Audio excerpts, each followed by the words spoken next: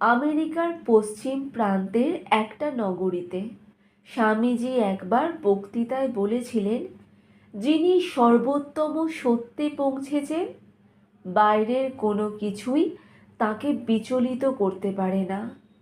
কথাগুলি শুনল কয়েকটি কাউবয়।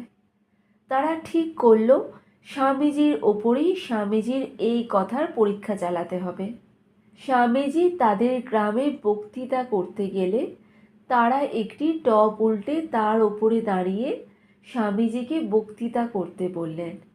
স্বামীজি একটুও দ্বিধা না করে তাই করলেন। এক মুহূর্তের মধ্যে বক্তৃতায় ডুবে গেলেন। এমন সময় তাঁর কানের দুপাশ দিয়ে শোঁ শোঁ শব্দে গুলি ছুটতে লাগলো। স্বামীজি কিন্তু একটুও বিচলিত না হয়ে বক্তৃতা চালিয়ে গেলেন। বক্তৃতা শেষ হলে সেই ছেলেগুলি স্বামীজিকে ঘিরে দাঁড়ালো, করমর্দন করে বলল, হ্যাঁ, তুমি সত্যি খাঁটি লোক।